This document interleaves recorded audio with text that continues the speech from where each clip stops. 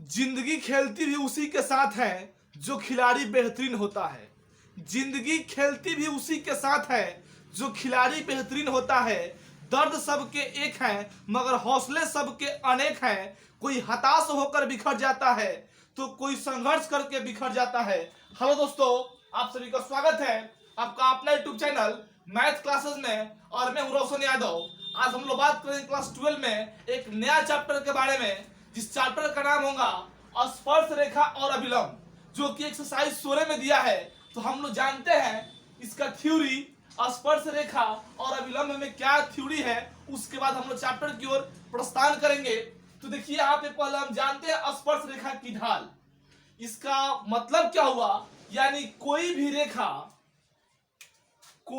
रेखा घड़ी के सुई के विपरीत दिशा में जितना कोण बनाती है उसे टेन थीटा को रेखा की ढाल कहते हैं। यानी आप जानते हैं कि जो घड़ी की सुई होती है इस टाइप चलती है क्लॉकवाइज, लेकिन ये चलेगा एंटी क्लॉकवाइज, यानी उसके जस्ट उल्टा। तो उसके ढाल को हम लोग टेन थीटा से निकालते हैं। यानी कि अर्थात जो यहाँ पे ए बी आप लोग को चित्र में दिखाई दे रहा है, यानी ए बी रेखा का ढाल हो जाएगा टेन थीटा।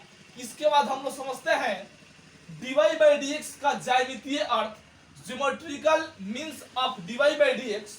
माना कि y बराबर एफ एक्स एक फलन है जिसका ग्राफ चित्र में स्पष्ट है। यहाँ पे आप लोग को एक ग्राफ दिखाया गया है। इस ग्राफ में यहाँ पे साइन कोण बना है, यहाँ पे थीटा है। इसका नाम ये y अक्ष है, एक अक्ष है, यहाँ पे एक अक्ष है। ये पी क्यू आर एक त्रिभुज में बन रहा है। P से लेकर Q के बीच की दूरी को हम डेल्टा x माने हैं। तो यहां ध्यान दीजिए, गिवन दैट यानी दिया गया है त्रिभुज PQR में, यहां देखिए आप लोग त्रिभुज बन रहा है PQR में, जो PQ का वैल्यू है वो डेल्टा x है और जो QR का वैल्यू है वो डेल्टा y है। तो आप लोग जानते हैं कि इस ढाल को निकालने के लिए हम लोग टेन थीटा का इस्तेमाल करेंगे। तो टेन थीटा लिख दिए, और टेन थीटा बराबर होता है लंब बटा आधार। यानी इसका लंब ये हो गया, लंब हो गया QR और आधार हो जाएगा PQ, यानी QR बटा PQ। तो टेन थीटा बराबर आप QR का मान डेल्टा y जानते हैं और PQ का मान डेल्टा Q है, यानी टेन थीटा बराबर डेल्टा y बटा डेल्टा Q।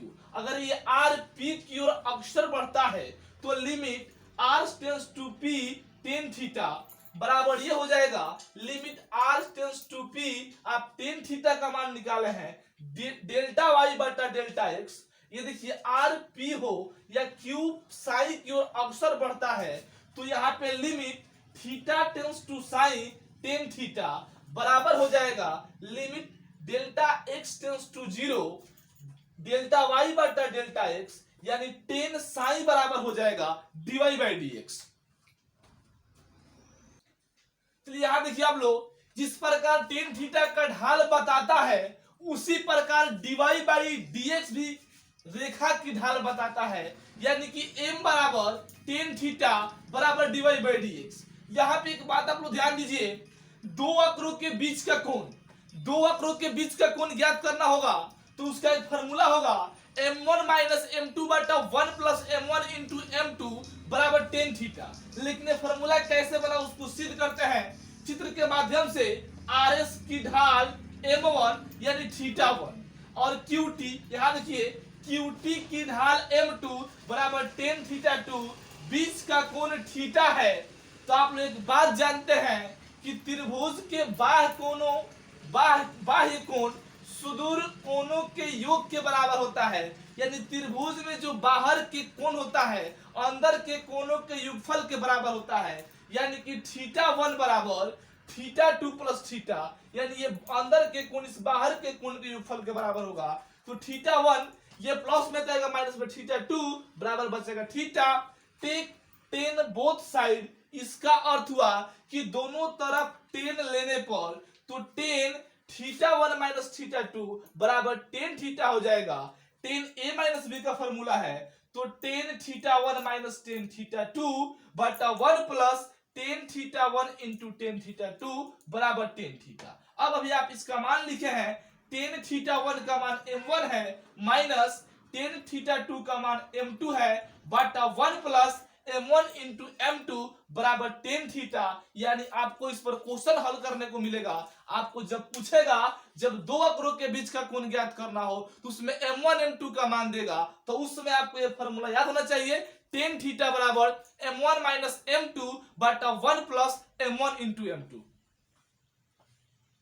देखिए यहाँ पे किसवन जो दिया है, एक वक्र रेखा एक दूसरे के समानांतर हो तो थीटा बराबर 0 डिग्री होगा, तो जो एक वक्र होगा वो एक दूसरे के समानांतर होगा।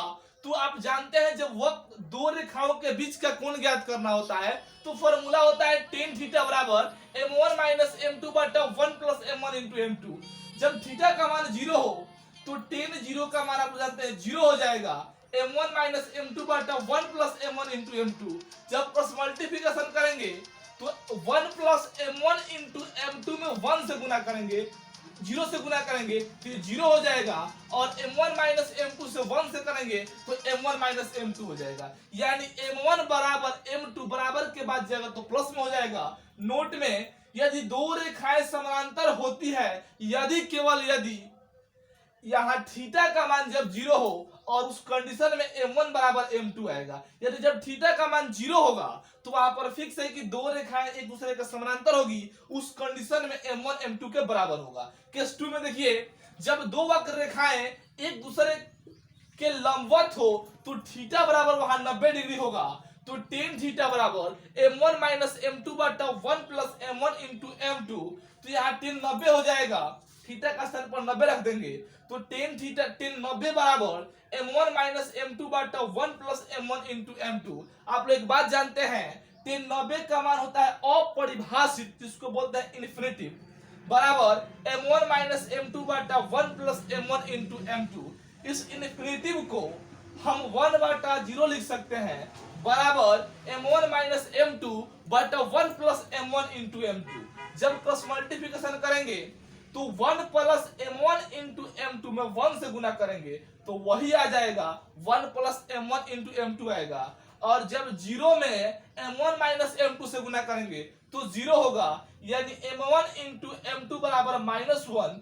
नोट में लिखा गया है दो वक्र रेखाएं लंबवत होती है यदि और केवल यदि थीटा बराबर जब 90 हो तो m1 और m2 को आप गुना कीजिएगा तो -1 आएगा। इस कंडीशन को याद रखना होगा कि देखिए समांतर कब होगा, यानी जब थीटा का मान 0 होगा उस कंडीशन में m1 m2 के बराबर होगा, वहां पे समांतर रेखाएं होगी, और जब थीटा का मान 90 होगा तो उस समय दो वक्र रेखाएं दूसरे के लंबवत होगी और वहां पर m1 इंटू m2 का मान -1 होगा। चलिए यहां देखिए आप लोग, वक्र के किसी बिंदु पर स्पर्श रेखा का समीकरण, वक्र के किसी बिंदु पर स्पर्श रेखा का समीकरण हम लोग जानेंगे, जिसको बोलते हैं equation of tangent of A point.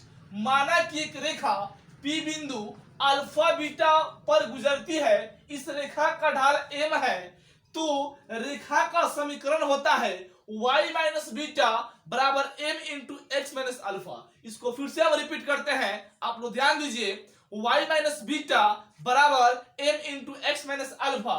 एक क्वेश्चन देकर आपको समझाया गया है कि इस क्वेश्चन का कैसे हम लोग सॉल्व करेंगे। यानी 1 2 m बराबर 4, ये अल्फा का मान हो गया, ये बीटा का मान हो गया, तो सॉल्यूशन में देखिए होता है y माइनस बीटा बराबर m into x minus alpha. y minus beta का मान 2 है, 4 इंटू एक्स माइनस अल्फा का मान 1 है, तो y माइनस 2 ये 4x माइनस 4 हो जाएगा। y यहाँ देखिए, इसको हम लिख दिए इस तरह कहते हो, ये बराबर के बाद जाएगा तो माइनस में y प्लस में 2 बराबर 0, यानी 4x माइनस y माइनस 2 बराबर 0। यही आपका समीकरण हो गया। नेक्स्ट नंबर ध्यान दीजिए, वक्र पर स्पर्श रेखा का समीकरण, equation of tangent on A curve. माना कि अभिलंब बिंदु अल्फा बीटा से गुजरता है और वह स्पर्श रेखा का ढाल m तथा अभिलंब का ढाल m1 है।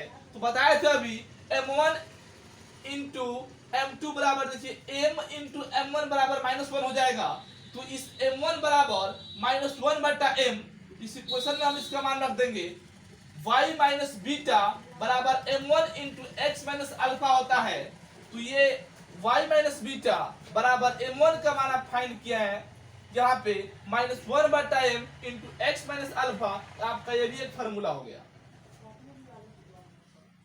यहाँ देखिए y माइनस बीटा बराबर -1/m into x minus alpha पर क्वेश्चन को सॉल्व करते हैं, यानी यहाँ 1/4 दिया m बराबर 3, तो आप लोग जानते हैं m1 इंटू m बराबर -1, तो m1 हो गया, m का मान 3 दिया है -1, यानी m1 बराबर -1/3, तो y माइनस 4 बराबर m1 इंटू एक्स माइनस 1, क्योंकि ये अल्फा है और ये बीटा है, इस इक्वेशन पे रखे हैं। और ये देखिए m1 का मान -1/3 आप यहाँ फाइंड किए हैं, जब ये गुना होगा तो 3y -12 हो जाएगा, माइनस में x, ये देखिए माइनस से जब गुना करेंगे तो माइनस में x प्लस में 1, थोड़ा सा यहाँ ध्यान दीजिए, इसको यहाँ माइनस ही रहने देते हैं, जब ये इधर आएगा तो प्लस में हो जाएगा, x माइनस 1 और प्लस में 3y -12 बराबर 0, यानी x प्लस 3y -13 बराबर 0 हो जाएगा, क्योंकि 12 एक इसको जोड़ देंगे तो 13 हो जाएगा।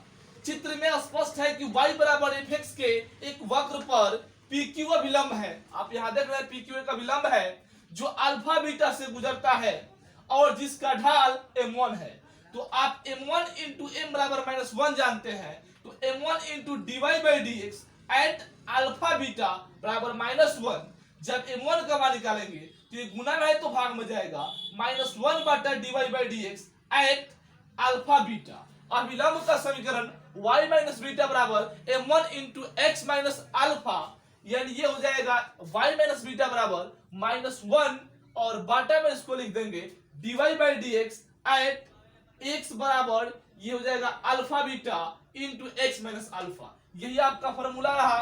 तो आज का वीडियो यहाँ पे समाप्त करते हैं हम। ये थ्योरी क्लास था।